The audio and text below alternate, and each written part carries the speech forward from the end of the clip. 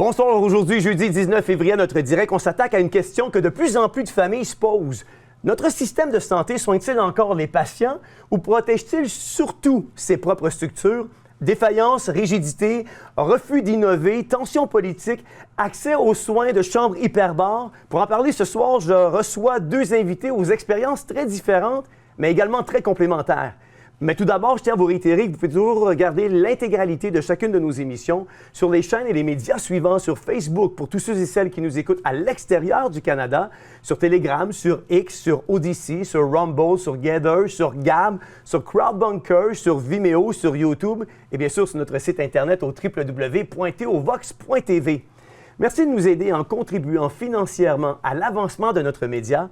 Merci de regarder. Merci de prendre le temps de mettre un j'aime lorsque vous regardez nos émissions. Et merci de partager le contenu de chacune de nos productions. Et surtout, merci de vous abonner à notre chaîne si ce n'est encore déjà fait. Ce soir, on ne fera pas un débat idéologique. On ne fera pas non plus un procès d'intention. On va regarder notre système de santé en face, sans filtre, sans slogan, sans peur de déranger. Défaillance, rigidité, refus d'innover, médecine intégrative marginalisée, conflit avec les médecins, influence des lobbies et le cas très concret des chambres hyperbares. La question centrale de ce panel est simple mais inconfortable. Notre système protège-t-il encore le patient ou protège-t-il surtout ses propres structures? J'en discute avec nos deux invités de la soirée au retour de ce qui suit.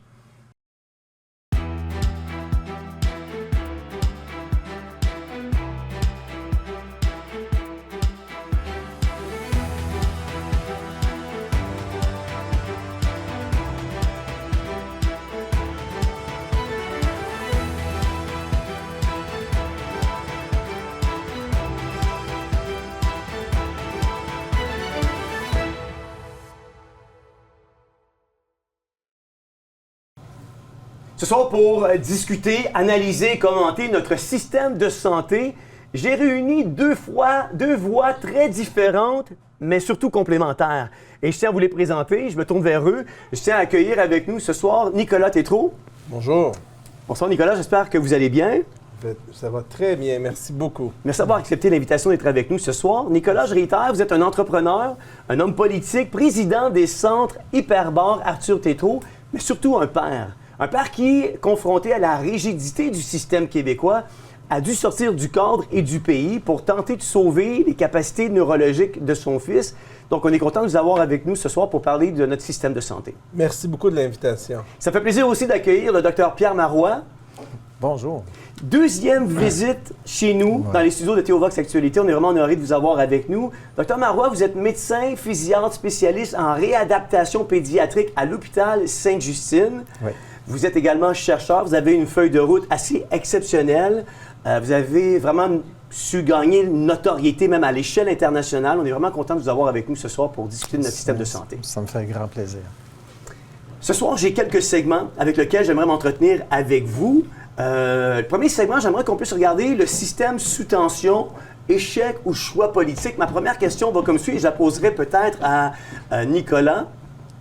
Quand un système devient incapable d'offrir certaines options de soins pourtant disponibles ailleurs, est-ce encore un problème de ressources ou un problème de culture institutionnelle? Je pense qu'il y a un peu des deux, mais il y a surtout beaucoup d'endoctrinement et de blocage de toutes sortes. Vous savez, quand Arthur s'est noyé, je parle de mon expérience personnelle, on a tout de suite communiqué avec Pierre Marois quelques jours après sa noyade, ainsi que Paul Harsh, un collègue à Pierre Marois, deux grandes sommités mondiales en hyperbare et en médecine pédiatrique. Et tout de suite, on nous a dit, Nicolas, idéalement, il faudrait aller en chambre hyperbare avec Arthur. Et on a fait la demande et on a refait la demande, on a mis énormément de pression et on nous a dit que, écoutez, les noyades ne sont pas reconnues comme une, comme une maladie ou comment on appelle ça, un état de fait. Puis même une indication pour une indication pour les chambres hyperbares, alors que nous avons des chambres hyperbares à l'hôpital Sacré-Cœur et sur la Rive-Sud de Québec, à Lévis. Wow. Mais pourtant, il me semble que quand on dit noyade, la signification devrait être tout de suite d'utiliser de l'hyperbare. Les deux vont tellement ensemble. En fait, c'est la seule manière, je pense, d'aider à soigner quelqu'un qui se noie le plus rapidement possible. Il faudrait l'amener tout de suite en chambre hyperbare. Pourtant, ce n'est pas une technologie ancienne. Ça existe depuis au moins une centaine d'années. Et je pense qu'on tous les hôpitaux, tous les centres, toutes les urgences, tous les soins d'unité, les unités de soins intensifs pédiatriques, comme pour les adultes, devraient avoir accès à une chambre hyperbare. Oui, tout à fait. On tourne en rond. Oui. Dr. Marois, d'un point de vue scientifique, comment explique-t-on que des pistes de traitement soient écartées, non pas après une évaluation rigoureuse, mais parfois avant même d'avoir été sérieusement étudiées? En fait, je pense que le problème n'est pas tellement au niveau de la science, parce que au niveau scientifique, si on regarde, par exemple, le traitement hyperbare, on a toutes les évidences pour reconnaître des dizaines et des dizaines d'indications qui ne le sont pas aujourd'hui.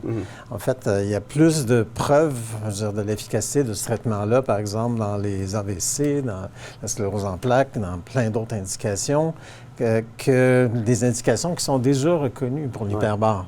À l'époque, ils reconnaissaient des indications avec presque pas d'études, alors que maintenant, on a parfois des dizaines ou des centaines d'études qui démontrent que c'est efficace, mais c'est bloqué. Pourquoi?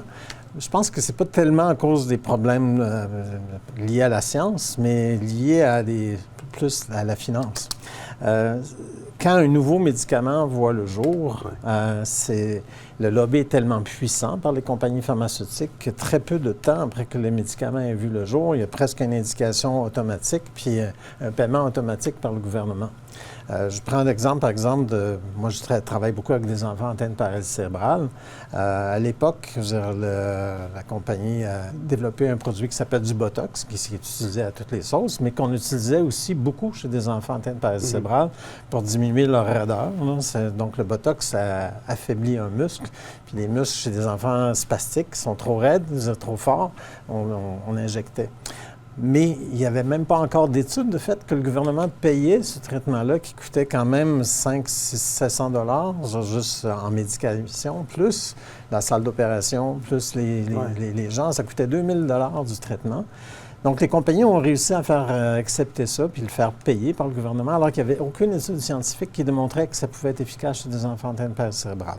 Ça s'est avéré un traitement intéressant, mais quand on parle, par exemple, après ça, d'hyperbare, où on a encore plein d'études randomisées à double insu, puis des études pilotes, puis d'autres, des dizaines d'études qui ont été faites. Les preuves sont faites. Les preuves sont faites, mais là, il n'y a pas de lobby parce qu'il y a les compagnies qui produisent des chambres hyperbares n'ont pas les reins assez solides comme les compagnies pharmaceutiques pour faire du lobby auprès du gouvernement pour que ces traitements-là soient acceptés.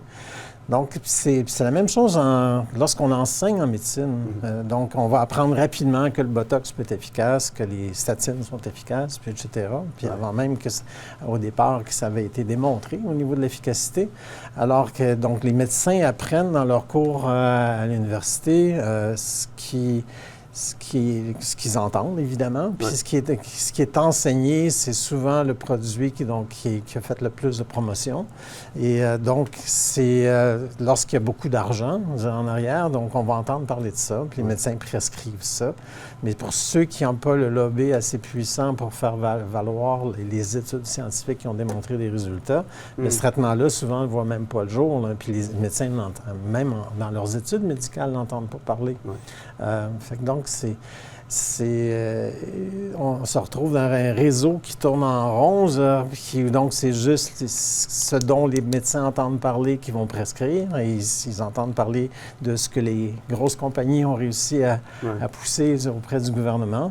Donc, c'est pas nécessairement la science qui décide du meilleur traitement actuellement. C'est le meilleur lobby. C'est le meilleur lobby qui va décider du traitement qui va... Donc, on se met malheureusement à l'écart d'une quantité de traitements ou d'approches, que ce soit la médecine plus naturelle, puis la naturopathie, que ce soit l'hyperbare, que ce soit... Tout ce qui est médecine intégrative, dans le fond. Exactement, parce que les gens n'entendent pas parler, parce qu'il n'y a pas de lobby pour faire la promotion de ça. Donc, si tu as de l'argent pour faire la promotion de ton produit, il va passer, même s'il y a peu de preuves à l'appui qui fonctionnent. Puis je trouve ça quand même dommage, parce que quand on regarde la feuille de route, par exemple, d'une grosse entreprise comme Pfizer, qui a eu des poursuites par-dessus poursuites, par-dessus poursuites, puis on continue à recommander des injections qui sont créé par Pfizer. Oui. On fait comme abstraction de l'historique pour pousser un produit qui peut emmener des côtés néfastes aussi pour la santé, Exact. alors qu'un des produits comme l'hyperbare, et je me tourne vers vous, Nicolas, les chambres hyperbares, vous avez vu les bienfaits sur votre fils. Vous êtes même, on l'a dit, président de toute votre organisation, puis vous avez même implanté ici, chez nous, au Québec, plusieurs cliniques. Là. Ce que j'ai décidé de faire, c'est profiter du fait que l'accident malheureux d'Arthur a généré environ 25 millions de vues sur Internet. Ça l'a secoué l'ordre établi parce que ça l'a forcé, je pense, aussi un examen de conscience partiel, en tout cas, puis ça l'a éveillé la conscience de plusieurs parents qui se sont dit, est-ce qu'on voudrait vraiment se retrouver dans les mêmes souliers que les parents d'Arthur, qui étaient visiblement surdrogués et on avait programmé son débranchement le 29 novembre et qu'on tentait de l'évaluer, sa fonction neurologique, ses capacités, alors qu'il était complètement hyper drogué. Et vous êtes venu le voir à l'hôpital avec nous, donc vous pouvez constater que c'était le cas. Donc, ce qu'on essaie de faire, c'est de rendre accessible et de forcer En fait, ce que je fais, je force littéralement le système en ouvrant les centres hyperbares avec ou sans l'accord de Santé Canada. Je leur ai dit, je les ai prévenus, mais j'ouvre quand même. Alors, nous allons être à la fin mars à plus que 8 cliniques. Wow. Nous en avons déjà 3 d'ouvertes et il y en ouvre 1 à 2 par mois. Donc, en 4 mois, on va être rendu à 8 cliniques. C'est un travail énorme et je me promène un peu à l'étranger. Et ce qui est bien, c'est qu'on dirait que, vous connaissez l'expression « nul n'est prophète en son pays ». Absolument. On dirait qu'aux États-Unis, j'ai énormément de visibilité. Je fais des discours avec des patrons de la Food and Drug Administration, qui est l'équivalent, si vous voulez, de Santé Canada. Ils sont à côté de moi, puis main dans la main, puis ils sont d'accord avec l'hyperbare. Puis on est en train vraiment de changer les consciences. Et là, on va en ouvrir aux États-Unis, on en ouvre au Mexique, on va en ouvrir partout. Donc, je pense qu'il est trop tard pour reculer. Et je veux dire, une fois qu'on a commencé, ils ne pourront plus nous arrêter. Et c'est une manière de redonner aux gens l'accès à des services essentiels d'hyperbare. Comment les gens accueillent, justement, l'ouverture de ces cliniques-là? Je ne veux pas faire mon autopromotion, mais ce que je peux dire, c'est que les gens... ils sont vraiment heureux que quelqu'un les défende. On dirait que pour eux, c'est quelque chose que, à force d'en parler, qui aurait dû être fait depuis longtemps, c'est comme rendre l'inaccessible accessible. C'est comme démocratiser ce que les gens riches ont dans leur sous-sol parce qu'ils sont capables de se payer la machine et d'offrir des traitements aux gens. Souvent, on en donne même gratuitement. Puis des fois, on finance les gens. Les gens ont besoin de 30, 40 traitements. Mais je fais on les aide, on ne laisse pas les gens dans la rue. Donc, je pense que les gens nous voient un peu comme le Robin des Bois de la médecine, ou pas de la médecine, ou de la santé, de l'anti-vieillissement. Et on essaie de rendre accessible ce que les gens les plus riches ont et de le rendre accessible aux Québécois, aux citoyens, alors que le gouvernement devrait le faire. Dr. Marois, si vous aviez à résumer en une phrase que le système actuel ne voit plus, ce serait quoi? Bien, je pense que le système actuel ne voit plus le patient, il ne voit plus la personne. Il voit des numéros. Il voit des listes, des cas. Ouais. C'est même pas des cas, je vous dirais, c'est des numéros sur des listes d'attente. Wow. Parce que le bureaucrate qui est en haut de la ligne puis qui décide de passer telle ou telle sur la liste d'attente, puis c'est même pas ce qu'il a. C'est parce qu'on est traité comme des numéros. Là. Fait que je pense que la médecine actuelle, puis en fait, plus notre système de santé actuel, je devrais dire, est complètement déshumanisé. Là. On a perdu... Est-ce qu'il est déshumanisé aussi envers les professionnels de la santé? Il est totalement. Là. Je pense que le meilleur exemple, c'est la négociation actuelle, qui n'est pas une négociation, qui a été carrément une loi imposée. Elle n'a jamais consulté les médecins au départ, puis elle n'a jamais consulté la base, puis les professionnels qui entourent les médecins. Donc, je ne peux même pas dire que les gens ont été respectés là-dedans. Puis c'est de même à chaque fois qu'il y a des négociations. Là. Les décisions sont souvent prises par des bureaucrates qui sont complètement déconnectés de la réalité. Ils ne sont pas sur le terrain. Puis ils ne sont pas sur le terrain, puis ils n'ont même pas une formation. C'est très souvent des gens qui n'ont jamais été formé dans le système de santé. Là. Christian Dubé a bien des qualités, mais je veux dire, c'était un comptable, hein, puis qui est devenu un bureaucrate, puis qui ne connaissait rien dans le monde de la santé, puis qui ne s'est même pas entouré d'une équipe qui connaissait bien la santé. Il y avait un seul médecin autour de lui, puis en fait, qui était même pas en dessous de lui, mais à côté, qui était Lionel Carman, puis qui a décidé de lâcher quand il a vu cette loi-là appliquée comme une dictature. Là. Et puis finalement, bien, écoute, on a vu que la population du Québec s'est rangée plutôt du côté des médecins, puis parce qu'on voyait bien que... Est-ce que ça vous a surpris? Pas vraiment, parce que, tu sais, dans le fond, tu sais, moi, j'ai vu 60 patients aujourd'hui, puis ils me voient travailler. Vous êtes paresseux, selon Christian Dubé. Moi, je suis supposé être paresseux, en tout cas. Puis ils voient le travail qu'on essaie de faire, puis à la base, fait que les patients sont beaucoup plus proches des intervenants qu'ils sont des bureaucrates en haut. Hein. Fait que c'est... donc, ça ne m'a pas vraiment surpris. Là, je vais vous poser une question parce qu'on parle de déshumanisation puis tout ça, Dr. Marois. Puis je reviens à toi, Nicolas, par la suite. Comment on fait pour garder un côté humain quand on voit autant de patients dans une journée? Bien, je pense que c'est vraiment une question d'attitude. Je veux dire, je dois en voir beaucoup parce qu'il y a d'énormes listes d'attente, puis il y a d'énormes besoins. Mais je pense que chaque patient que je vois, j'essaie de me mettre un peu dans sa peau puis de comprendre ce qui se passe. Puis je prends le temps quand même d'expliquer à chaque fois le traitement pour que le patient comprenne vraiment ce qui se passe, puis lui remettre dans ses mains les rênes de son pouvoir là, par rapport à sa santé. Tu sais, je fais pas juste prescrire un traitement, mais j'explique pourquoi on doit faire ça, puis qu'est-ce que tu dois faire pour que ça ne revienne pas après, puis etc. Mais tu sais, il faut dire que c'est sûr que ça fait longtemps que je travaille. Donc, tu sais, ça me prend pas beaucoup de temps pour nécessairement poser un diagnostic dans la spécialité où je suis. Puis après ça, il me reste juste à prendre le temps qu'il faut pour que ces gens-là comprennent. Mais, tu sais, fait que je me réfugie pas en arrière de grandes formules, puis etc. Puis, tu sais, je vais aux choses simples avec les patients, parce que c'est ça qu'ils ont besoin de savoir. Ils ont besoin d'être réassurés, de comprendre ce qui se passe avec leur enfant. Tout à fait. Puis après ça, la solution... pas juste je prescris une pilule, je veux qu'ils comprennent pourquoi on fait ça. Puis ça, je vais vous dire, quand j'ai pris une dizaine de minutes avec un patient, c'est sûr qu'il y a des patients qui ont des cas plus lourds. Quand j'ai un cas de paralysie cérébrale, c'est sûr que ça va prendre beaucoup plus de temps.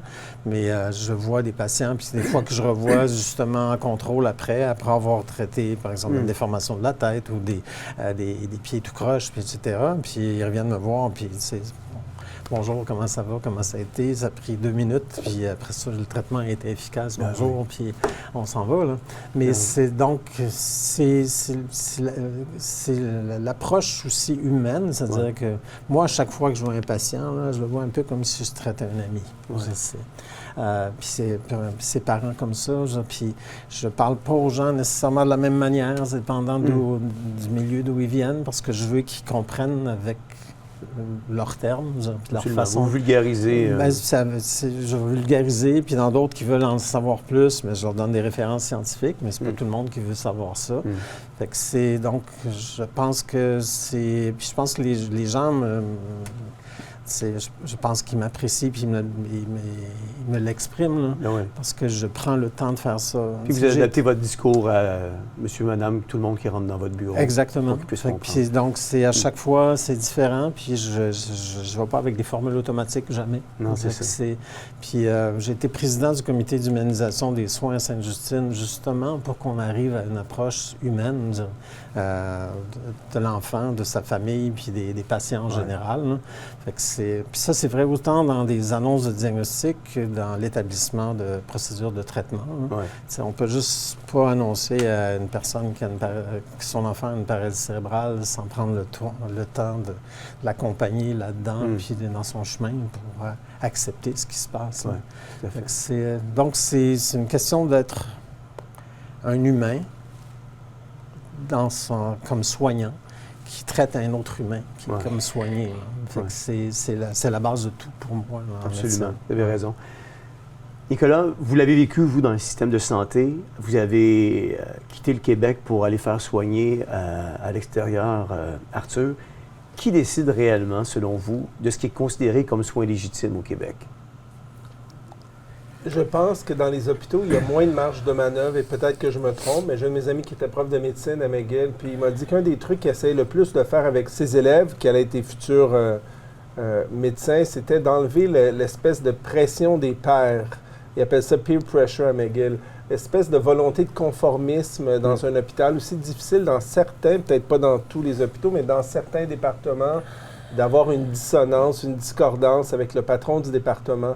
Et nous, on a vécu ça beaucoup à l'hôpital, pour ne pas le nommer, dans notre cas, Montreal Children, à l'unité des soins intensifs pédiatriques. Il semblait y avoir très peu de marge de manœuvre pour la recherche, pour la contradiction envers le patron du département. Et ça dépend d'une attitude. On voit comme M. Marois, qui est pour moi un grand homme, un grand Québécois, un grand Canadien, un grand chercheur. Et je pense que sous sa gouverne, on n'aurait pas eu le même truc. Quand j'étais aux États-Unis, j'ai trouvé à l'hôpital en Louisiane beaucoup d'ouverture sur la recherche. D'ailleurs, Arthur a été le premier patient des soins intensifs à avoir une permission de sortir des soins intensifs pour aller en hyperbare à chaque jour. Ils ont accueilli le professeur Paul Harsh, un ami de Dr. Marois, qui venait à l'université, à l'hôpital. Même s'il n'est pas médecin traitant de cet hôpital privé-là, il venait, il l'accueillait, il écoutait ses conseils. Ils l'ont tout de suite nommé comme à la tête du comité des soins médicaux d'Arthur. Je ne sais pas si ce genre de truc-là pourrait être possible au Québec. Je sais que M. Marois est venu souvent, il venait à l'hôpital pour essayer de nous aider avec Arthur. Et il y a comme une fin de non-recevoir, je pense, de l'hôpital où j'étais. Mais si vous étiez venu aux États-Unis, il y a beaucoup plus d'ouverture, sont axés sur la recherche, les résultats. Puis ils étaient contents d'intégrer l'hyperbare parce qu'ils voyaient tout le potentiel que si ça fonctionnait avec Arthur, mais là, ils veulent intégrer ça tout de suite pour tous les autres enfants. Ouais. Il y a comme plus de marge de manœuvre. On dirait qu'ici, c'est beaucoup plus lourd, c'est beaucoup plus refermé, une réticence énorme au changement. Qu'est-ce qui fait que c'est selon vous, c'est plus lourd ici qu'ailleurs? À moi, j'aimerais ça que M. Marois puisse répondre parce qu'il est en plein, je pense il est que dedans. C'est juste que c'est beaucoup, beaucoup plus bureaucratisé ici. Si on recule au Québec, il y a 30-40 ans, chaque petit établissement, puis moi je travaillais au centre de réadaptation Marie-Enfant qui était autonome, qui n'était pas sous le chapeau de Sainte-Justine à l'époque. On voyait beaucoup plus d'enfants qu'aujourd'hui parce que c'était le seul centre de réadaptation suprarégional qui couvrait la Laurentide, la Naudière, la Montérégie, puis etc. Il y avait très peu de gestionnaires. C'était juste des cliniciens qui travaillaient avec les directeurs des services professionnels, directeurs des soins infirmiers, puis etc. Mais il y avait comme 5-6 gestionnaires dans l'hôpital. Le reste, c'était tous des coordonnateurs cliniques, des cliniciens, puis etc., puis qui donc étaient très près de la base. Puis tous ceux qui étaient en haut, les 4 ou 5 gestionnaires qu'il y avait, vous étaient proches de nous. On les connaissait tous. Ils venaient nous rencontrer, ils venaient voir les patients, puis etc. Là, aujourd'hui, le même centre de réadaptation, qui avec 5-6 gestionnaires, au moins une quarantaine de gestionnaires, avec beaucoup moins de patients à voir.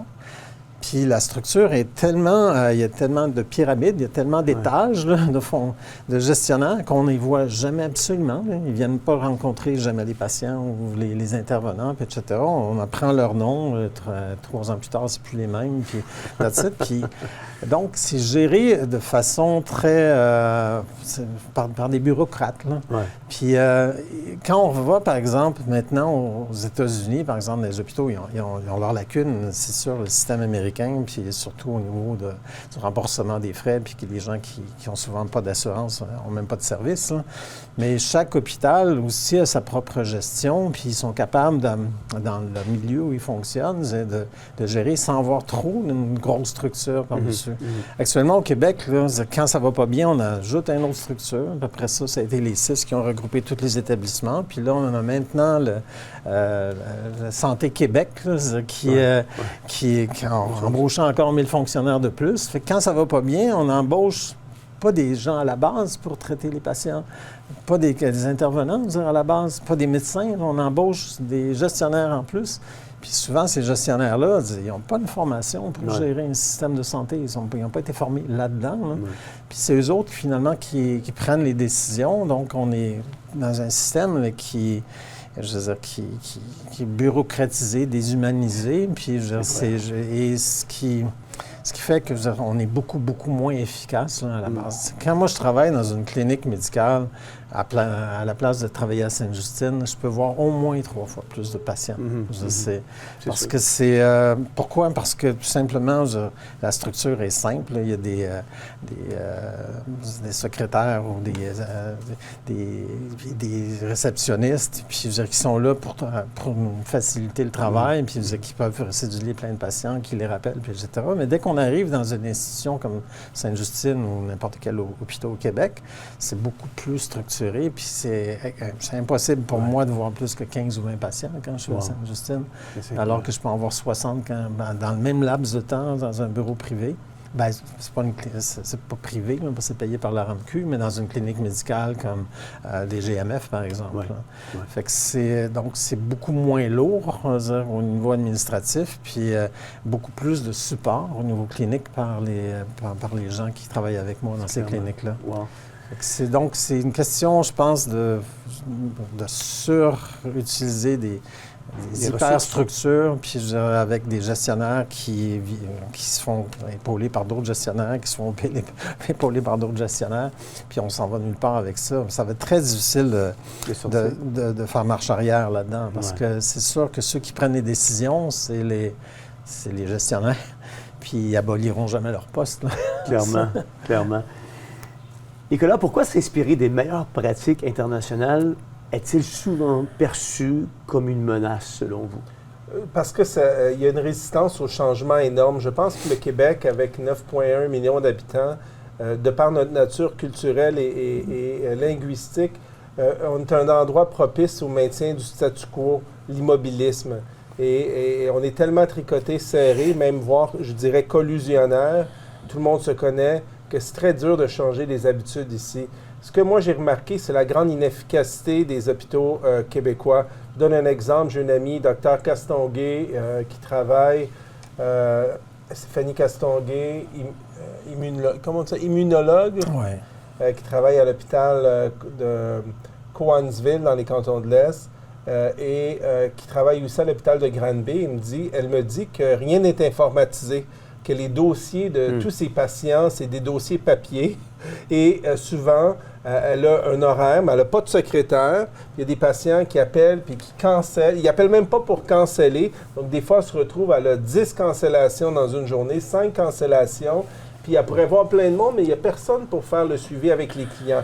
Quand elle veut retrouver ces dossiers de ses clients pour voir c'est quoi qu'il y a, le patient, elle ne peut même pas aller dans son ordinateur. Elle doit demander aux archives de fouiller dans les archives pour trouver le dossier papier puis l'amener à son bureau. Mais elle perd un temps fou, juste le temps que le dossier se rende des archives à son bureau, puis le patient attend, les gens attendent dans la salle. Comprenez-vous comment ça ne fonctionne pas? Clairement. Aux États-Unis, là, dès qu'un examen, un résultat rentre, pour un enfant, dès qu'une drogue est donnée, dès que quelque chose est fait, on le reçoit sur notre téléphone en temps réel, là, les parents. Il y a des applications sur notre téléphone. On est à des années-lumière. Et j'ai été horrifié d'apprendre que dans plusieurs hôpitaux québécois, il n'y a même pas de machine de résonance magnétique IRM.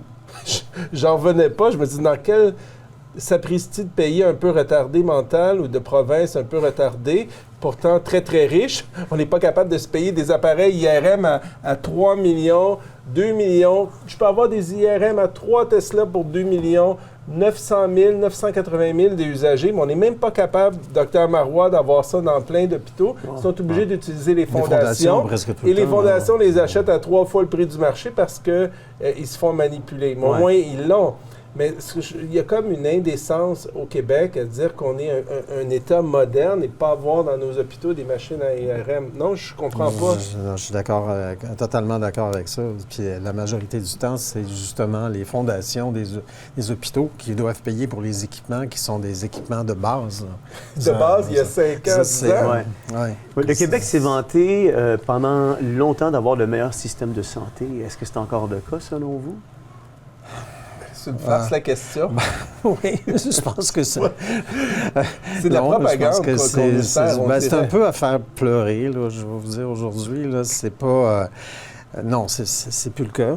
C'est sûr que le gros avantage, c'est que tout le monde est soigné. Il n'y a personne qui a un problème qui est laissé pour compte, sauf que les listes d'attente ici sont ridicules. Ouais. Puis par rapport, si on compare par exemple aux hôpitaux américains, puis un peu partout dans le monde, c'est sûr qu'il y a des pays qui sont probablement pires que ça, mais je veux dire, oui, le système de santé québécois a l'avantage d'être couvert par nos impôts. Mais malheureusement, on a construit quelque chose qui est une énorme structure qui est défaillante, puis qui n'aide pas, justement, qui se souvient plus que des patients à la base. Ouais. Mais justement, Dr. Marois, à force de vouloir tout standardiser, est-ce qu'on n'a pas sacrifié un peu l'innovation? Bien, c'est clair que... À force de tout standardiser, on sacrifie énormément sur l'innovation, puis il y a la standardisation, puis ce que je vous expliquais aussi, les lobbies. C'est deux choses qui font obstacle, je dirais, à des innovations, justement. Parce que sauf si l'innovation est un médicament, là c'est sûr que ça va passer. Ouais. Mais, tu sais, il y a des belles recherches qui ont démontré que certains médicaments pouvaient être efficaces, mais je veux dire, écoute, il y a des médicaments aujourd'hui, une dose de médicament va coûter 3 millions de dollars pour un enfant, là. Une dose, là. Wow. Puis le gouvernement paye ça de rubis sur l'ongle, alors qu'on sait que l'hyperbare, puis le gouvernement, la CAQ s'est engagée à payer pour l'hyperbare pour les enfants atteints de paralysie cérébrale avant d'être élu la première fois. J'étais à l'Assemblée nationale avec les parents, avec les familles, avec François Paradis qui était là, qui a parlé devant tous les médias. Ça a fait les manchettes dans les journaux le lendemain, puis il y avait l'engagement formel. Mais il n'y a pas eu le lobby suffisamment puissant pour que lorsqu'ils sont arrivés au pouvoir, ça a fait comme le troisième lien, c'est tombé à l'eau. Sauf que, en même temps, il acceptait le médicament, puis l'hyperbare coûte presque rien. Là. On demandait 2 millions de dollars pour traiter tous les enfants atteints de paralysie cérébrale du Québec qui en avaient besoin. Alors que pour un seul enfant, 3 millions de dollars, ça, c'était accepté parce qu'il y avait eu le lobby pour ça. Ouais. Donc, l'innovation, oui, c'est... la standardisation empêche un petit peu l'élaboration de nouvelles technologies, de nouvelles approches, mais le pouvoir financier des grosses corporations aussi est extrêmement nuisible actuellement à l'émergence d'autres options thérapeutiques. Là. Wow. Merci beaucoup, messieurs. On s'arrête le temps d'une courte pause, puis on revient au retour avec un nouveau segment.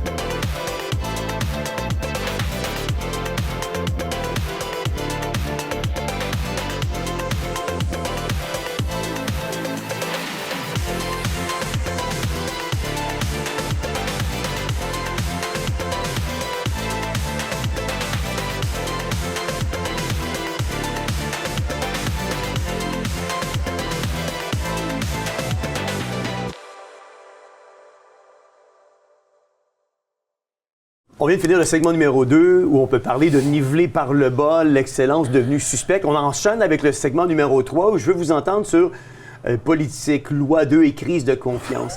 La crise entre le gouvernement et les médecins révèle-t-elle un problème de gouvernance ou une rupture de confiance beaucoup plus profonde, Dr. Marois? Ça, de confiance, Je pense qu'il y a un problème de gouvernance au départ, hein. Puis dans le sens que ceux qui nous gouvernent aujourd'hui, ne savent pas trop de quoi ils parlent. Je parle au niveau du système de santé, puis de la façon aussi de gouverner. C'est sûr qu'il n'y a pas eu de collaboration du tout dans les négociations avec le ministère, puis en particulier avec le ministre Christian Dubé. La loi a été passée en catimini pendant une nuit avant même qu'il y ait une annonce de ce qui s'en venait. Là. On savait à peine, puis ça n'a pas été discuté avec les médecins. Et tout à coup, la loi est imposée. Il n'y a pas de médecin autour de Christian Dubé. Il y avait à côté de lui un autre ministre, Dr Lionel Carman, qui a donné sa démission peu de temps après que la loi a été déposée, parce qu'il trouvait que ça ne faisait pas de sens d'agir de cette façon-là. Et cette loi-là réglait absolument rien. Là. Puis je vous dirais que ça a été, pour moi, extrêmement malhonnête la façon que cette loi-là a été, après ça, publicisée. Là. Dans les médias, on entendait à la radio, les médecins spécialistes reçoivent 9 milliards de dollars par année. Malgré tout ça, il y a des listes d'attente. Mais les listes d'attente, c'est pas à cause de l'inefficacité des médecins spécialistes, c'est à cause de l'inefficacité du système. Je pense que je vous ai déjà mentionné que à Sainte-Justine, il y a 14 salles d'opération. Puis en général, quotidiennement, il y en a juste 4 qui sont opérationnelles. Les chirurgiens veulent opérer. C'est leur rôle, c'est leur revenu aussi. Puis ils sont payés pour ça, mais ils sont payés quand ils opèrent. Ouais. Et normalement, les chirurgiens, c'est son gagne-pain, puis c'est aussi, il doit faire ça la majorité de son temps. Là. C'est sûr qu'il va voir les patients avant, après, puis des choses comme ça. Mais il y a 3 jours par semaine avant les chirurgiens opérer. À Sainte-Justine, actuellement, là, les orthopédistes qui veulent opérer des scolioses, par exemple, là, ils ont 2 salles d'op par mois. Puis eux veulent opérer parce que leurs patients sont sur leur liste d'attente souvent pendant 3 ans. Puis pas pour des petites chirurgies, on parle de chirurgie de la colonne où la colonne peut se crocher extrêmement rapidement dans un an, mais les patients sont sur liste d'attente pendant 3 ans. C'est une des raisons pour lesquelles j'ai cessé de faire de la clinique à Sainte-Justine, mais je continue de faire de la recherche puis de publier avec eux. Mais parce que ça n'avait plus de sens. Là. C'est pourquoi on n'est pas capable d'apporter puis de gérer suffisamment bien les salles d'opération pour qu'il y ait du personnel qui soit là puis que les chirurgiens puissent opérer. Mais c'est même pas juste avec les chirurgiens, c'est même partout. Effectivement, Nicolas parlait des rendez-vous qui sont cancellés, puis etc. Mais quand je travaille à des cliniques, les secrétaires vont s'assurer que les patients vont venir, les appels la veille, puis etc. Dans le système hospitalier, non. Puis donc, je vois 2 fois moins de patients ou 3 fois moins de patients. Puis en plus de ça, il y a souvent le tiers qui ne viennent pas parce que les rendez-vous n'ont pas été confirmés. Puis il n'y a pas de réceptionniste pour les accueillir, puis etc. Donc, il n'y a pas les ressources qu'il faut. Puis donc, les listes d'attente s'allongent parce qu'on n'est pas capable de voir suffisamment de patients. Mais on met sur votre dos... On met sur notre dos toutes les lacunes du système, alors que c'est pas ça. Le problème, il est vraiment pas... Tu sais, chaque médecin veut faire de son mieux, puis travailler, puis ils n'ont pas tous la même passion, j'en conviens, mais la plupart, ils sont proches de leurs patients, ils veulent les voir, puis les chirurgiens veulent opérer, puis les anesthésistes veulent endormir les patients, puis, etc. Mais on ne leur donne pas les ressources pour fonctionner comme il faut. Puis après ça, quand ça ne fonctionne pas, bien, regardez, on leur donne 9 milliards, puis il y a les listes d'attente. Mais je vous entends, Dr Marois, mais comment vous pouvez m'expliquer qu'on voulait rattacher une rémunération liée à la performance quand la performance ou le manque de performance est dû au gouvernement? Bien, c'est ça. La malhonnêteté, elle est là. C'est d'essayer de faire porter tout le poids du système de santé défaillant sur l'épaule des médecins. Puis c'est là que ça n'a pas de sens. Puis je pense que c'est la grosse raison pour laquelle le Dr Lionel Carman a démissionné. Ouais. Puis après ça, heureusement, la population est capable de voir un peu plus clair, que leurs médecins essaient de faire leur mieux, mais les enfants qui sont sur la liste d'attente pour les scolioses pendant 3 ans, les parents savent très bien que les médecins veulent les opérer, là, mais le système ne leur donne pas les ressources pour le faire. Mais en plus, vous n'êtes pas des directeurs de compte, vous n'êtes pas des vendeurs, vous ne marchez pas en commission, puis on est en train de vous donner ou de vouloir laisser sous-entendre qu'on va vous payer à la performance. Donc, c'est comme si on vous donne un bonus si vous rencontrez. C'est comme on est en train de déshumaniser en se faisant le système de santé, là. Fait que c'est... Puis donc, je vais vous dire que la relation avec le ministère actuellement est brisée complètement là, entre les médecins. C'est sûr.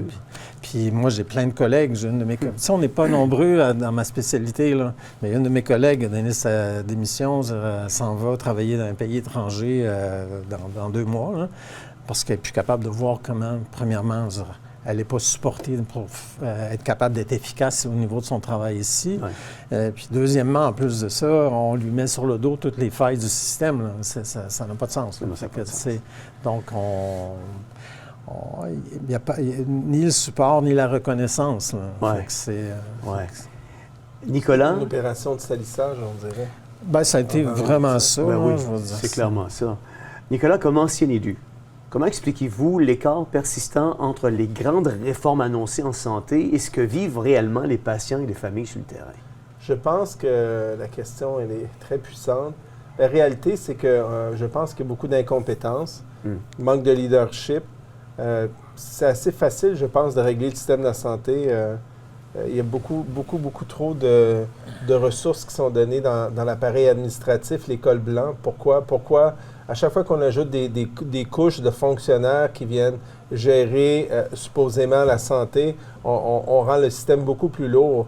Je parlais tantôt, j'ai une dame qui est ici, qui travaille, qui est l'infirmière avec une maîtrise, puis en charge de la formation de toutes les infirmières à l'hôpital général anglophone de Montréal. Puis elle me disait, tu sais, la nuit aux urgences, il y a juste 2 médecins, là, puis des fois, il y en a juste un.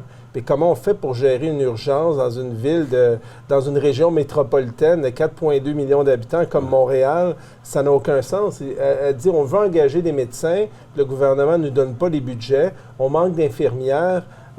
Puis qu'est-ce qu'on fait? Elle dit, on a des départements, on a besoin de 50 infirmières, puis on a un budget juste pour 25. Puis elle, comment elle fait pour gérer son budget? Ça ne fonctionne pas, mais pourtant on trouve de l'argent pour des gens qui vont administrer un système qui n'est pas administrable parce qu'il fonctionne encore avec des fax dans plein d'hôpitaux.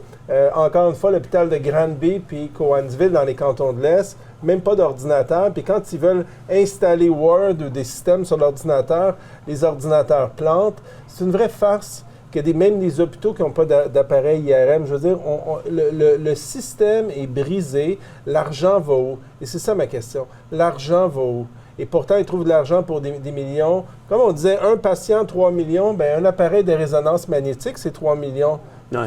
Il peut traiter combien de patients? Donc, l'allocation des ressources ne fonctionne pas. Comment on peut penser gérer une urgence avec 2 ou 3 médecins la nuit? Clairement comme si les gens sont malades le jour, mais ne sont pas malades la nuit.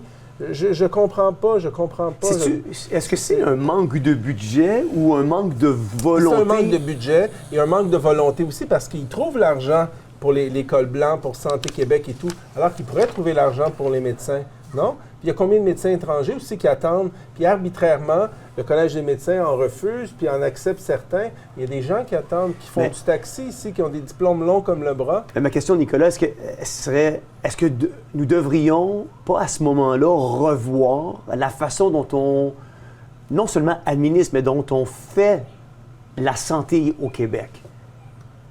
De toute évidence, moi, je pense que oui, mais je pense qu'il n'y a pas la volonté politique de faire le ménage. Et je me demande des fois, et je veux pas paraître comme quelqu'un qui cherche des théories du complot, mais à aussi mal gérer le système de santé, est-ce que les gens au pouvoir en ce moment n'ont comme pas l'intention de peut-être de le privatiser?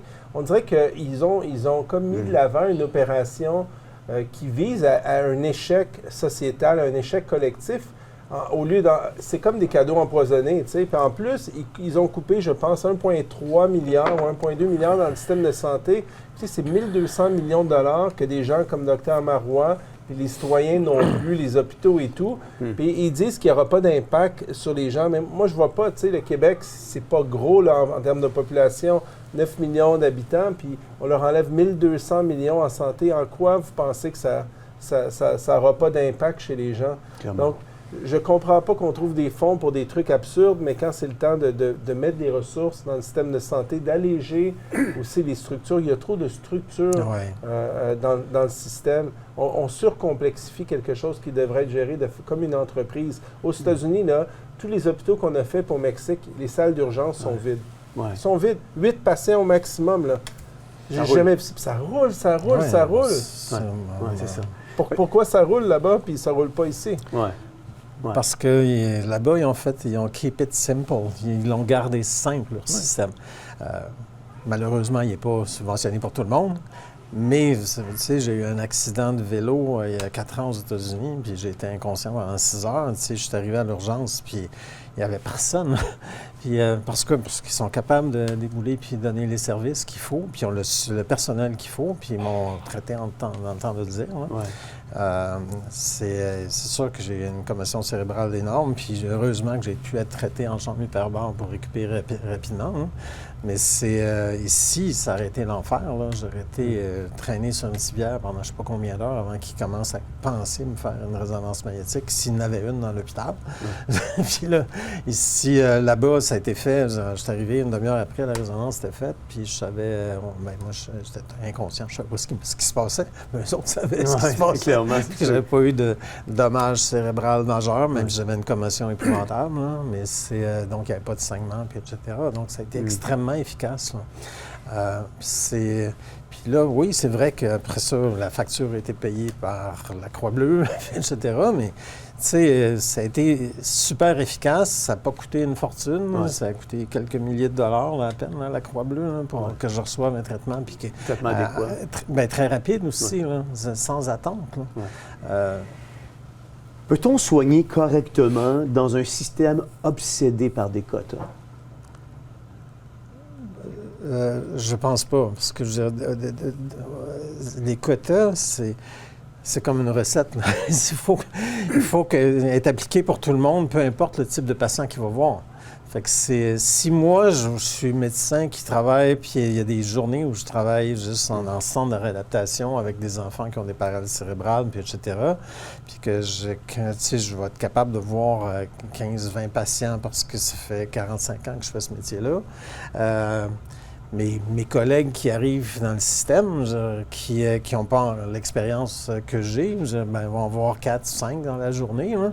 Puis ils font leur travail de leur mieux, puis éventuellement, ils vont prendre la vitesse, puis etc. Là. Mais tu sais, s'il y a des quotas pour ces gens-là, ils vont être obligés de voir très rapidement des patients qui méritent une attention particulière. En fait, les quotas, c'est le meilleur moyen de déshumaniser un système de santé. Ça n'a aucun sens de fonctionner comme ça. Je veux dire, c'est parce que chaque médecin a sa propre pratique. C'est la personne qui va voir des itinérants, des médecins que je connais, puis quand elle va prendre le temps d'aller les voir, les examiner, puis voir ce qui se passe dans son système, ça va voir 2-3 personnes dans sa journée, là. Elle va se faire taper ses doigts parce qu'on n'a pas vu 14, là, ou 15, ou 30. Là. Ça n'a pas de sens. Là. Puis le fonctionnaire en haut qui fait ses checks là, pour surveiller le médecin, là, il ne sait pas ce qui se passe en bas. Là. Fait que, donc, faut s'adapter. Puis le système déjà est adapté en fonction du nombre de patients que tu vas voir. Là. Puis il y a des patients plus lourds qui tu vas justement en voir juste 3, 4, 5 ou 7, 8 dans ta journée. Puis tu sais que tu as fait un super travail puis tu as changé la vie de plein de monde. Puis dans d'autres cas, tu vas faire une grosse chirurgie puis tu peux pas faire plus que ça parce que ça prend 8 heures. Là.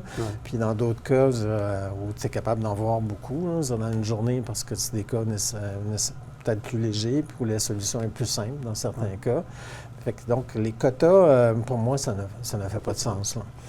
C'est pas comme ça qu'on aide un système à fonctionner mieux. Là. C'est juste arriver avec des recettes, puis c'est pas comme ça que ça marche en santé. Là. C'est l'être humain au cœur des soins. Puis là, c'est plus ça. C'est la gestion au cœur des soins. Oui. Nicolas, comme ancien élu, encore je vous parle comme ancien élu, peut-on réellement améliorer l'accès aux soins sans d'abord rétablir la confiance entre l'État, les médecins et le patient? Je pense que les trois sont effectivement intimement liés. L'important, c'est de poser des gestes, de s'entourer de gens compétents. Comme moi, si j'étais, par exemple, hypothétiquement premier ministre du Québec, c'est sûr que je nommerais Pierre Marois comme ministre de la Santé. Il le sait, je lui ai déjà dit. Non, mais c'est quelqu'un que j'admire. Puis je pense que c'est extrêmement important de s'entourer de médecins et même d'infirmières parce que seuls ces gens-là connaissent les inefficacités du système. Moi, c'est sûr que je passe plein de temps dans les hôpitaux, puis je peux vous monter une liste d'épiceries énorme de ce que j'ai vu qui ne fonctionnait pas, ou pas assez bien, ou trop peu bien au Québec versus ce que j'ai vu au Québec puis au Mexique, je veux dire aux États-Unis puis au Mexique. La liste est quand même longue, mais je pense qu'il suffirait, c'est comme la chanson, il suffirait de presque rien. On pourrait faire une énorme différence, juste redonner aux hôpitaux des ordinateurs qui fonctionnent, éliminer les fax, informatiser les dossiers, des fois avoir une secrétaire aussi. J'ai un ami qui s'appelle, je vais le nommer, Michel Bazinet, prof de médecine à McGill, urologue, spécialiste de l'urologie, et il faisait des opérations justement à New York. Il en faisait 3 fois plus par semaine pour les patients atteints de cancer. Il en faisait 3 fois moins au Québec. Et pourquoi? Parce que là-bas, il y a beaucoup moins de paperasse. Il me dit, quand j'opère, j'ai même pas de secrétaire pour remplir les dossiers. Il préfère prendre un chirurgien à 500 000, 1 million, 900 000 par année pour remplir des formulaires, alors que lui pourrait opérer. Pourquoi on ne leur donne pas même des outils aujourd'hui? J'ai un ami qui avait créé un système pour les hôpitaux, pour le gouvernement du Canada, où on peut dicter notre dossier pendant qu'on opère ou après, puis ça va tout de suite, avec la reconnaissance vocale, remplir les formulaires en ligne. Mais pourquoi on n'est pas capable de faire ça alors qu'aujourd'hui, vous le voyez bien, l'intelligence artificielle le fait, plein d'hôpitaux le font, et je ne comprends pas ce retard systématique. Je pense qu'il y a comme une volonté de garder une zone grise dans la gestion du système, je vous dirais même à cause de la corruption. Parce que tant qu'on aura des hôpitaux qui vont gérer les finances et les dossiers papier, tant qu'on va avoir des fax, quand un gouvernement qui pue, moi j'ai plein d'amis à la Sécurité nationale qui est reconnu comme étant des gouvernements les plus corrompus de l'histoire du Québec, au lieu de rendre un système plus efficace, l'alourdit, bien moi je pense que quand on alourdit un système avec Santé Québec, par exemple, c'est pour cacher ses traces, cacher ses pas. Et si vous vous souvenez, dans le temps de la commission Charbonneau, et même avant, plein d'individus ont été arrêtés dans les contrats qui ont été octroyés, autant pour construire le nouvel hôpital Montréal pour enfants que l'hôpital anglophone, et même dans l'octroi des uniformes, c'est la grosse collusion. Et on a payé l'hôpital, on a surpayé l'hôpital, je ne me souviens pas c'était combien, 500 millions qui a été prouvé par l'unité permanente anticorruption, des dépenses surfacturation de toutes sortes. Donc, je pense que quand on rend le système volontairement inefficace, c'est parce que ça sent mauvais, on veut cacher nos traces. Parce que sinon, il n'y a aucune logique à dire qu'on n'est pas capable de payer des ordinateurs qui fonctionnent dans les hôpitaux. D'être à la fine pointe de la technologie avec des... On ne demande même pas d'être à la fine pointe, on demande juste d'avoir des ordinateurs qui fonctionnent puis de ne pas avoir des dossiers papier. La médecin a le patient devant elle puis est obligée d'avoir un dossier papier. Expliquez-moi comment on aide le travail du médecin, comment on aide je sais pas moi, à vider une salle. J'entendais plus par être à la fine pointe de la technologie, plus avoir des outils qui nous permettent justement d'avoir ce que vous disiez, là, quasiment un dictaphone qui retranscrit dans l'ordinateur directement pour sauver du temps. Ça, c'est si des gens comme vous et moi, et Pierre Marois était au pouvoir, on pourrait faire ça. Parce qu'on a une véritable volonté d'aider les gens. Dr Marois, quel rôle les ordres professionnels devraient-ils jouer pour accompagner l'évolution de la médecine sans freiner inutilement l'innovation et la recherche clinique? Bien, je pense que les ordres professionnels essaient de faire ce qu'ils peuvent avec mais ils n'ont pas le contrôle sur grand-chose. Les ordres professionnels contrôlent la qualité des actes de l'ordre professionnel.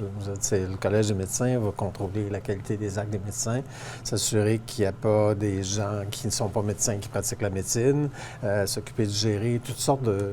Mais ils n'ont pas un mot à dire sur ce qui se passe au jour le jour nécessairement dans le système de santé. Donc, c'est vraiment plus avec le gouvernement puis le système de gestion qui est tellement lourd aujourd'hui, qui est devenu déshumanisé. Tu sais, quand je repense à l'acharnement sur les professionnels, la pression que le gouvernement met sur les professionnels, je ne parle pas juste des médecins, c'est tout le monde. Mais si le système de santé fonctionne quand même aujourd'hui, c'est grâce à tous les intervenants de la base qui sont là tous les jours. Puis moi, je travaille avec des centaines de physiothérapeutes, ergothérapeutes, orthophonistes, infirmières, etc. Mais je veux dire, c'est très, très grosse majorité, 98-99 tous les jours rentrent au travail avec passion, puis avec l'idée de travailler auprès de leurs patients, mais ils n'ont pas le support qu'il faut. Hein. Souvent, ils sont à court de personnel ou ils n'ont pas justement la technologie pour les supporter. Puis on leur impose de plus en plus des lourdeurs administratives. Là. Le physiothérapeute qui voyait 8 patients avant dans sa journée, maintenant, elle ne peut pas en voir plus que 4 parce qu'on lui demande de remplir un paquet de statistiques, puis etc., pour justifier son travail, puis sa paye, puis etc., puis de remplir des formulaires. Puis c'est la même chose au niveau même des médecins. On a des formulaires à remplir aujourd'hui qui étaient d'une page pour justifier qu'un patient était handicapé puis avoir accès, par exemple, à des crédits d'impôt. Puis là, le fonctionnaire recevait ça, voyait la signature du médecin, c'est parfait, cloc. Il y avait quand même quelques questions auxquelles on devait répondre. Mais aujourd'hui, c'est des formulaires de 16 pages avec des centaines de questions. Mais qui va lire ça? Le fonctionnaire va après ça regarder chaque réponse des 400 questions, là. Alors qu'il ne connaît rien là-dedans. Donc, on vient de me faire remplir un questionnaire pendant 3 quarts d'heure, là, puis le gestionnaire va être payé 1 heure pour le lire, pour juste accepter ce qu'il n'y a pas de choix. Qui sort de son champ d'expertise à lui. Oui, fait que lui, il pose plus de questions parce qu'il ne comprend pas les premières réponses qu'on donnait. Fait que là, il donne des questionnaires qui finissent plus. Les 12 travaux d'Astéris. C'est exactement ça. C'est vraiment ça. Puis c'est le même partout dans le système. Plus ça va, plus c'est lourd. Puis après ça, on demande aux gens d'avoir des quotas, puis arrêter d'embourber le système. Mais c'est pas les intervenants à la base qui embourbent le système, là. C'est la structure qui est devenue un monstre. En fait, si je comprends bien, pour qu'un système accepte de dire on va tester, on va évaluer, puis on va apprendre, il faudrait juste qu'il y ait moins de bureaucratie. Oui. Au départ, c'est ça. Puis il faudrait quelque part dans le système de santé qu'il y ait plus d'intervenants en santé. dans la bureaucratie. Des gens qui... Mais c'est pas le cas, là. Je veux dire, si on regarde tous les gens au ministère, puis c'est le ministre en premier, puis après ça, les sous-ministres, puis etc., c'est des gens souvent qui sont complètement désincarnés par rapport au système de santé. C'est quand même simple aussi, je veux dire. À un certain moment donné, il manque des médecins. Il manque des médecins à l'urgence, il manque de spécialistes, il manque de secrétaires, il manque d'infirmières. Pourquoi dans les urgences, il y a aussi peu de médecins? Parce que c'est une question de budget. On parlait tantôt. Les budgets d'hôpital. On est limité à temps, puis on en veut, puis on peut pas. Puis à un moment donné, ça ne fonctionne pas. Ils trouvent de l'argent pour engager des gens qui foutent rien, qui complexifient le système. On n'est pas capable d'engager davantage de médecins. C'est pas compliqué, ton urgence est pleine. Qu'est-ce qui manque? Des médecins, des infirmières, des préposés aux bénéficiaires. Puis il manque des appareils. Tu n'es même pas capable de faire une résonance magnétique. Tu fais quoi? Tu envoies tout le monde dans le secteur privé. Pourtant, moi, j'étais premier ministre, j'en achèterais. Il en manque combien? 25? On en achète 20, puis on y va, on fonce. C'est quoi la problématique, là? Non, mais tu peux pas avoir un hôpital sans avoir des appareils de base. Tu mets des chambres hyperbares dans tous les hôpitaux. Puis on s'ouvrait des dizaines, des centaines de millions. Là. Puis on parle, Nicolas parlait de résonance magnétique. C'est vrai qu'il y a plein d'hôpitaux qui n'en ont pas. Puis quand on en a, bien, tu sais, Sainte-Justine... Oui, mais c'est une résonance magnétique. À Sainte-Justine, je demande une résonance magnétique pour un de mes patients. Là. La moyenne d'attente, c'est à peu près 1 an. Wow. C'est une farce, ça? C'est vrai, ça? C'est une farce, là? Oui, c'est sérieux, là? C'est une farce. C'est très sérieux, là? Ça, c'est pas tiers-monde, là. Dites-moi, c'est pas tiers-monde. Trouvez-moi un pays qui a des délais comme ça. Ça existe depuis... Tu sais, ça devrait être aussi simple qu'un appareil de radiologie ordinaire, maintenant, là. Ça coûte pas une fortune, là. Mais, tu sais, on n'a pas l'argent pour les acheter, donc les fondations l'achètent. Mais après ça, ça prend du personnel, donc un budget pour les faire rouler. Les faire rouler. Mais les hôpitaux n'ont pas le droit de les engager. Donc, si on attend 1 an pour poser un diagnostic d'une tumeur cérébrale là, ou d'un autre problème, tu as le temps de changer. Je finis avec cette dernière question-là pour ce segment-là. Et que là, vous dites que les hôpitaux n'ont même pas le droit de les engager. Pourquoi? Parce qu'ils ont des contraintes budgétaires. Ils n'ont pas le budget pour. Puis maintenant, ce qui est pas pire avec Santé Québec, la seule bonne chose de Santé Québec, c'est que maintenant, ce que j'ai entendu dire, confirmez-le-moi si c'est vrai, c'est qu'avant, il y avait un problème pour certains professionnels de la santé. Ils avaient, mettons, 20 ans d'ancienneté dans un hôpital. Il y avait de la difficulté à faire reconnaître leur ancienneté dans d'autres hôpitaux. Et maintenant, avec Santé Québec, ils peuvent maintenant naviguer d'un endroit à l'autre. Ça, c'est une des bonnes choses. Ouais. Mais pour le reste, il y a plein de contraintes. Wow. Merci beaucoup, messieurs. On poursuit au prochain segment autour de ce qui suit. Théovox existe maintenant depuis plus de 5 ans. Vous nous avez ouvert la porte de votre salon, de votre maison. Et pour cela, on vous dit vraiment un gros merci du plus profond de notre cœur pour votre confiance, votre générosité. Grâce à vos dons et votre générosité, Théovox peut rester debout tel un phare. On peut continuer à dire la vérité au cœur de l'actualité, oui, une vérité sans compromis parce que vous faites la différence. Vous voulez contribuer, nous aider pour la prochaine année en contribuant et nous aider à garder la mission de Théovox, vous pouvez le faire en devenant partenaire mensuel. Que ce soit 15, 20, 50, 100 $ ou plus, cela nous aiderait grandement à rester parmi vous. Pour ce faire, rendez-vous sur notre site internet à www.theovox.tv, faire un don ou contribuer. Vous pouvez également m'écrire à info@theovox.tv. De la part de toute l'équipe de Théovox, merci de nous suivre, merci de nous soutenir.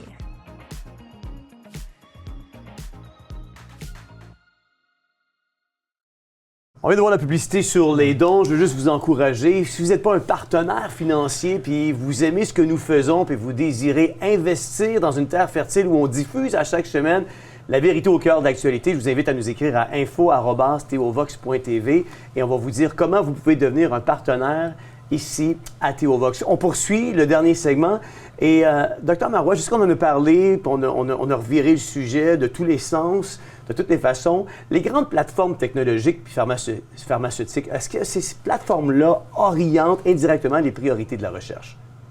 C'est clair, là. C'est pas, ces grosses plateformes-là, mais c'est aussi les grosses structures, que ce soit Santé Canada, que ce soit l'INES, que ce soit le centre, l'organisme qui subventionne toutes les recherches au Québec. Et ça, oui, ils vont aller toujours vers... je pense encore le lobby est puissant. Là. Fait que c'est très facile la recherche faire sur des médicaments. Là. C'est les lobbies. Le lobby, au départ, ça n'a pas de sens. C'est même Santé Canada, puis les gros organismes, puis les compagnies pharmaceutiques, là, sans être liés formellement, ils sont très proches. Ouais. Donc, c'est pour ça que les médicaments sont capables d'être acceptés très, très rapidement. Donc, on peut les accepter très rapidement, puis reconnaître leur efficacité, même si des fois, on n'a même pas d'évidence clinique, puis de recherche fondamentale qui ont été faites. Donc, oui, les finances ont encore un impact énorme. Puis les grosses plateformes qui reconnaissent ou pas des traitements, comme Santé Canada, comme l'INES encore, ont des préjugés extrêmement favorables envers les médicaments, puis extrêmement défavorables lorsqu'on parle d'autres approches. Ouais. Est-ce que le système de santé arriverait à être désengorgé si on intégrerait beaucoup plus une ouverture aux médecines intégratives? Bien, je pense que oui. Je pense que les bénéfices seraient absolument énormes, tant au niveau de la santé des individus que de la diminution des coûts. Si on était capable de travailler main dans la main puis reconnaître un peu l'efficacité de ces approches-là, puis qu'on enseignait un peu ces approches-là aussi aux médecins. En médecine, c'est pas enseigné. Là. Fait que, tu sais, le médecin qui ne sait pas ce que ça fait de l'acupuncture, de l'ostéopathie, de la naturopathie, ou de la chiropratie. Ou de la chirose, tu sais, peu tendance à référer. Puis ou pas du tout, là, parce qu'il ne sait même pas de quoi il parle. Là, je parle de ça, mais c'est vrai pour même pas des médicaments, mais des approches qui sont médicamenteuses dans le fond, comme le cannabis, là, qui peut être utilisé pour traiter autant l'épilepsie chez les enfants que chez les adultes, puis pour plein d'autres indications. Mais c'est même pas enseigné en médecine, puis les pharmaciens ne savent même pas. Ils ne connaissent pas du tout comment l'interaction du cannabis avec d'autres choses, alors que c'est recommandé de plus en plus pour plein d'indications. Mais comme ce n'est pas des compagnies pharmaceutiques qui produisent ça, bien, le lobby n'est pas là, c'est pas enseigné. Puis, je veux dire, même les pharmaciens qui sont supposés connaître toutes les molécules, la plupart ne connaissent même pas ça, puis la plupart des médecins même pas. Là. Le CBD est utilisé de plus en plus qu'un cannabinoïde qui ne donne pas des... Tu n'as pas des highs avec ça, c'est juste pour relaxer le patient. Puis je l'utilise chez des enfants qui ont de la paralysie cérébrale pour diminuer soit leur douleur, leur spasticité, puis ça n'a pas d'autre impact que ça. Là. C'est bien moins dommageable que tous les comprimés à base de codéine puis de morphine qu'on peut utiliser. Bien, ça, c'est très difficile, justement, à prescrire parce que les pharmaciens ne connaissent pas ça. Puis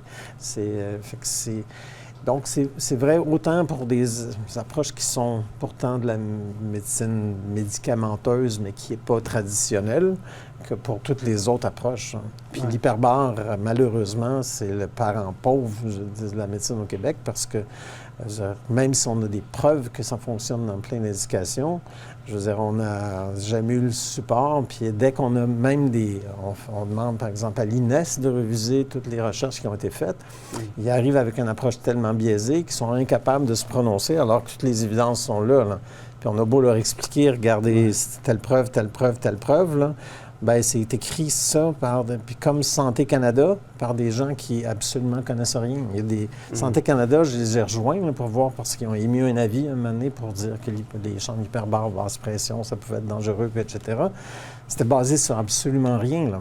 Puis là, on leur demande... Il y a plus de bienfaits sur les chambres hyperbares qu'un contre-bienfait, là. Bien, il n'y a pas de contre-bienfait dans une chambre portable. Là. Il y a les risques de... Tu sais, si on lisait l'avis de Santé Canada, on pouvait mourir dans une chambre, ça pouvait exploser, prendre en feu, etc. C'est totalement faux. Hein. Fait que je ne sais même pas où ils ont pris ça. On a pris des avocats, on les a confrontés, puis là, ils nous disent, bien écoute, on ne sait pas trop si c'est un écrivain ou un scripteur qui a écrit ça, mais le gars, il ne connaît rien là-dedans, là. Puis après ça, quand ils écrivent ce qu'ils ont écrit, c'est quoi vos sources pour avoir écrit ça? Santé Canada répond bêtement, Santé Canada ne dévoile jamais ses sources. Donc, tu prends ça comme l'avis du pape, puis tu l'appliques. Puis c'est un avis qui est encore en ligne aujourd'hui. Et ce qui est dit là-dedans, c'est totalement faux. Là. Il n'y a absolument rien qui est basé sur des évidences scientifiques. Là. Mais ça prend quoi pour renverser ces paradigmes-là? Je ne sais pas, ils sont dans leur tour d'ivoire, puis c'est extrêmement difficile. Donc, moi, ce que je fais, j'arrête pas de publier, de faire la recherche, puis de réécrire, puis de démontrer l'inefficacité de ça. Mais tu sais, j'ai beau publier dans des grosses revues, quand ils ont réussi à convaincre la communauté médicale que, par exemple, l'hyperbare ne fonctionne pas dans la paralysie cérébrale, même s'il n'y a aucune... C'est écrit nulle part dans la science, puis qu'on a les évidences exactement du contraire, bien là, ça prend tout un travail pour changer ce qui a été écrit. Là. Le gouvernement était jusqu'à falsifier complètement les résultats de la grosse recherche qu'on a faite il y a 20 ans, puis pas juste falsifier les résultats, mais changer complètement le titre de l'article qui avait été publié pour faire croire aux gens que ça n'avait pas marché. Là, on est encore 20 ans plus tard à ramer contre le courant pour essayer de démontrer puis de prouver que tout ce qu'ils avaient dit était faux. Puis on a toutes les évidences fondamentales, alors qu'on sait que ça active des cellules souches qui sont multipliées dans le corps, que ça active des gènes qui favorisent des processus de guérison. Fait que on se bat contre une énorme machine, puis... la plupart des gens se découragent. Là. Moi, comme j'ai travaillé, puis j'ai vu des milliers de patients qui ont été traités dans des chambres hyperbares, je ne peux pas baisser les bras. Fait que je continue d'écrire puis publier. Puis là, je suis en train d'écrire avec... on va publier on va aller dans une plus grosse revue médicale au monde pour justement essayer de faire marche arrière. Mais, tu sais, je me nourris pas d'illusions, là. Je veux dire, ça va être un autre coup sur le marteau sur le clou, en espérant qu'il rentre un jour. Mais là, puis éventuellement, c'est sûr que ça va rentrer. Là. Tu sais, il y a bien des gens qui se sont battus longtemps contre les gens qui essayaient de faire croire que la Terre était plate encore, alors qu'on avait toutes les évidences qu'elle était ronde. Mais ça a été une lourde bataille, puis il y en a qui ont perdu leur vie là-dedans. Là. Clairement. Vous avez un homme qui a de la drive, qui pousse beaucoup en arrière. Bien, je pense que moi j'apprécie tellement ce qu'il fait parce qu'il donne au moins l'opportunité à des gens d'avoir accès à un traitement. Puis il se bat contre, effectivement, le système. Là. Puis écoute, je pense qu'il est en train de réussir justement parce qu'avec sa détermination à donner cet accès-là à plein de gens. Puis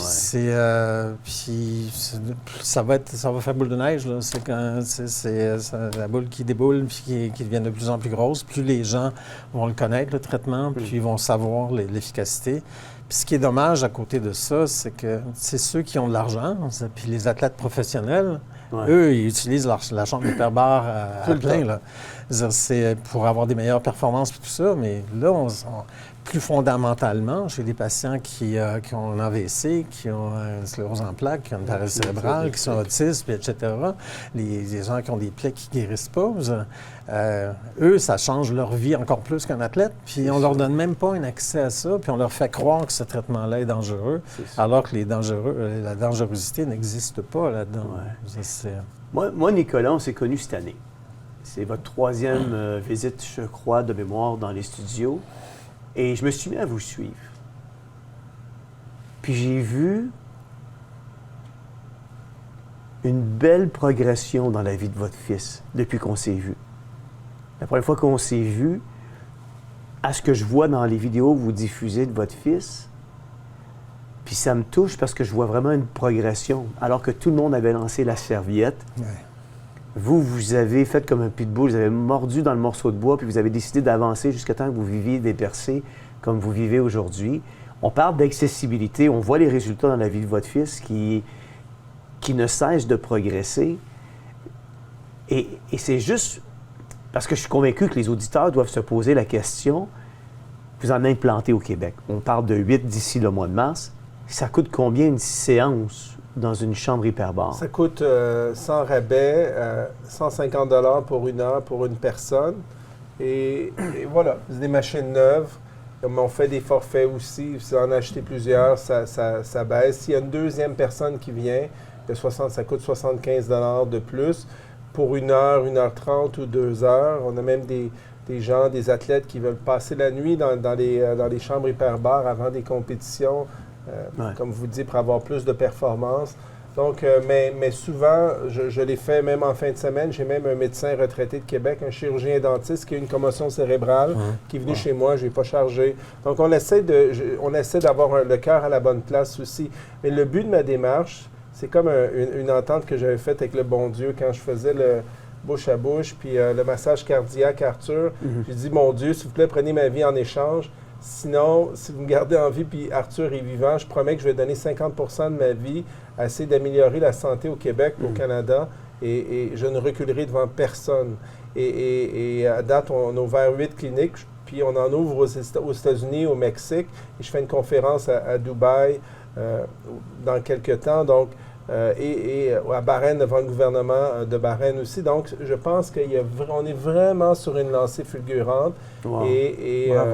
Il n'y a rien pour nous arrêter. Ce que j'essaie de faire, c'est de démocratiser des trucs qui fonctionnent et en donnant des conférences avec plein de médecins, de chercheurs partout sur la planète. J'ai accès à plein de technologies comme les cellules souches MUSE.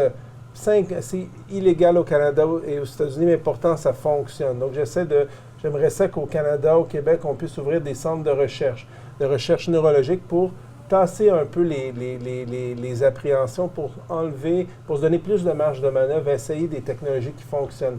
La thérapie génique ou génétique, où on peut reprogrammer des gènes de certaines personnes. Un des plus grands chercheurs américains, nul n'est prophète en son pays pour lui aussi, le gouvernement américain, ils sont venus me voir au Mexique, m'ont dit, travaille avec lui, il est capable de t'aider énormément pour Arthur. Donc, toute cette thérapie génétique, puis tous ces médecins avec qui je travaille, que je côtoie, des grands chercheurs comme Pierre Marois et d'autres, ont tous accepté, même en Israël, avec Shai Efrati et l'Université de Tel Aviv. Ils sont tous prêts à aider le Québec, le Canada, à faire un partenariat avec le gouvernement. Ça fait plusieurs fois que je cogne à la porte du gouvernement, mais il faut qu'il y ait une volonté aussi de secouer l'immobilisme. Tous ces gens-là sont prêts à venir former, à créer un centre de recherche puis aider les Québécois. Je pense que c'est ça l'avenir, c'est la recherche scientifique. Si le verre, mettons, est à 75 % plein de la médecine, travaillons d'arrache-pied pour aller chercher le 25 % qui nous manque ou tendre à essayer d'obtenir la perfection parce que des milliers de vies en dépendent. Ça dépend. Comme citoyen, comme père, Nicolas, qu'est-ce qui vous inquiète le plus dans l'avenir de notre système de santé s'il restait comme il est présentement? Moi, je pense que c'est l'incapacité, c'est une approche éducative incomplète. Le fait que, je parlais à d'autres médecins plus jeunes, comme Dr Castonguay, qui me disait qu'elle n'a jamais eu de cours de nutrition à l'université. Jamais. Puis les patients viennent lui voir, c'est comme un non-sens. De mettre de côté des technologies qui fonctionnent, comme l'hyperbare.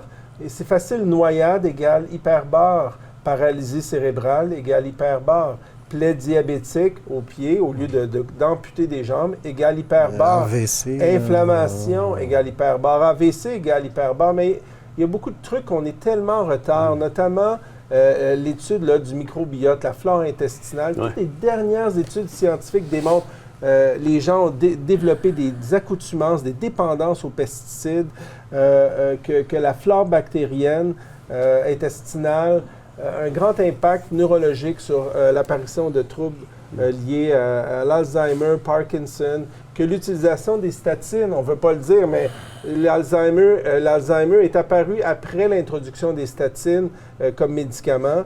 Donc, il y a des non-dits qu'on n'a pas le droit de dire et je trouve que c'est rendu le plus grand problème, c'est l'incapacité de s'exprimer librement. Moi, quand je lis ma Constitution canadienne, il y a une Charte des droits et libertés, puis on en a même une au Québec, une Charte des droits et des libertés aussi, qui porte un autre nom, mais dans nos chartes, on a le droit de s'exprimer librement. C'est pas commettre un crime de dire que prendre plein de vitamine C peut aider, de l'oméga 3, de la spiruline, de la créatine. Dans les sites du gouvernement américain, c'est tous marqué comme des trucs à prendre. Alors pourquoi nos médecins ici sont incapables d'utiliser ça? Pourquoi on est incapable d'avoir une approche globale? Bien, parce que c'est pas enseigné, je pense, au départ. Là. Fait que c'est, donc, il faudrait revoir ce qu'on enseigne à l'université. Oui, mais comme je l'expliquais tantôt, ce qui est enseigné, c'est les recettes magiques avec les médicaments. Puis ça se limite souvent à ça. Là. Étant un diagnostic, puis tel diagnostic, tu as une augmentation du cholestérol, ça devient quasiment maintenant automatiquement statine. Puis il y a plein d'autres approches qui pourraient être utilisées pour diminuer le taux de cholestérol sans voir les effets secondaires des statines. Les statines, si tu commences à en prendre, tu peux pas manger de pamplemousse, de lime, puis etc. Puis, tu sais, je voyais un collègue récemment qui a eu un diagnostic de taux de cholestérol plus élevé. Puis la première chose qu'on lui a prescrit, c'est on prescrit des statines. Puis elle dit pourquoi? Elle dit parce que votre facteur de risque, je veux dire, est élevé parce que vous avez 20 de chance de faire un infarctus, des choses comme ça, dans les 10 prochaines années, ou un AVC si vous n'en prenez pas, parce que votre cholestérol est un peu trop élevé. Puis là, écoute, il regarde, puis il va voir que juste à cause de son âge, il avait déjà 18 de chance. Donc, pour changer un petit 2 on lui faisait prendre des statines. Mais sans jamais lui avoir proposé de changer un petit peu son alimentation, sans lui avoir proposé de perdre du poids parce qu'il était en surpoids, sans jamais lui avoir proposé de voir une nutritionniste pour... puis sans jamais lui avoir proposé de faire de l'exercice. Puis c'est toutes des choses qui font diminuer le cholestérol. Lui, il a pris sur lui de changer sa diète un petit peu, changer son alimentation. Il y a plein de trucs dans les produits alimentaires qui vont diminuer ton taux de cholestérol sans être obligé de prendre des statines. Puis tu peux diminuer tes produits ultra crémeux, des fromages à 40 de gras, etc. Puis ton cholestérol va diminuer, puis tu n'as plus besoin de statines. Puis sauf que malheureusement, les médecins ou même les infirmières spécialisées, là, eux, leur livre de recettes, ils n'ont pas le choix. Là. Il faut qu'ils voient les patients, il faut qu'ils performent, il y a des quotas. Ils vont vite, puis prendre le temps d'expliquer tout ça, ça prend trop de temps. Et ils ne respecteront plus leurs quotas. Ça m'amène à vous poser, comme dernière question de la soirée, combien? Ça fait combien d'années que vous pratiquez, Dr Marois? Ça fait 45 ans que je suis médecin spécialiste. 45 ans. En 45 ans de carrière, combien de médecins ou de médecins spécialistes vous avez rencontrés dans votre entourage qui, comme vous, sont curieux intellectuellement puis veulent sortir peut-être des sentiers battus pour essayer d'autres choses qui vont aider les gens dans leur santé plutôt que de rester avec ce qu'ils ont appris avec le Big Pharma puis « t'es malade, voici le médicament ». Je vais vous dire, malheureusement, là, c'est vraiment une infime minorité. Là. Ouais. Parce que quand on sort un petit peu des sentiers battus, c'est pas juste une énorme bataille pour valider une approche nouvelle, mais c'est une énorme bataille contre le système aussi. Moi, juste parce que j'ai parlé d'hyperbare puis que j'ai commencé à faire de la recherche là-dessus, puis je faisais de la recherche là-dessus, là, à Sainte-Justine. Là. Le collège médecin m'a accroché plusieurs fois, là, puis j'ai arrêté de parler de ça, puis etc. Puis bon, c'est mes collègues qui croyaient aussi en l'hyperbare, à un moment donné, se sont écartés un peu parce qu'ils n'avaient pas le goût d'affronter le collège. Mais oui, si t'es pas dans si t'es le mouton noir, puis qui cherche des nouvelles voies, des nouvelles approches, oui, il faut que tu sois prête à être le loup en même temps. parce que tu vas te faire carrément attaquer. Là. Ouais. Donc, malheureusement, je dirais que les gens qui cherchent, si je regarde dans mes collègues, puis tout ça, des approches nouvelles puis qui sortent des sentiers battus, ça dépasse pas les 1 ou 2 là. Wow. Fait que c'est pas... Puis ça dépend, écoute, de la personnalité de chacun. On n'est pas tous des batailleurs prenant le flambeau en avant. Là. Ouais. Puis je respecte ça. Là. Puis c'est des super bons médecins, mais ils sortiront pas des sentiers battus, puis ils vont continuer de suivre les recettes, puis qui fonctionnent, mais qui pourraient fonctionner beaucoup mieux si on pouvait intégrer toutes sortes d'autres approches autour. Ouais. Puis moi, j'ai pas le choix de me battre parce que j'ai vu des enfants. C'est quand j'ai décidé de m'embarquer dans l'hyperbare, je connaissais rien là-dedans. Là. Puis, sauf que j'ai vu des patients qui avaient été se faire traiter. Puis là, j'ai été assez curieux pour me dire, donc, qu'est-ce qui s'est passé là? Ces enfants-là ont tellement changé. Puis là, ça a été, après ça, des approches scientifiques, des recherches que j'ai mises en place, etc. Mais même à ça, on tapait ses doigts sérieusement. Là. Heureusement, j'avais le support de l'hôpital puis de la communauté autour de moi, là, mais pas des organismes officiels là, qui n'étaient pas du tout enclins à supporter tout. Mais je suis convaincu qu'un jour, il y aura plein de gens autour de vous qui vous diront merci d'avoir été la personne qui a emmené le flambeau jusqu'à là. C'est ce qui me motive encore.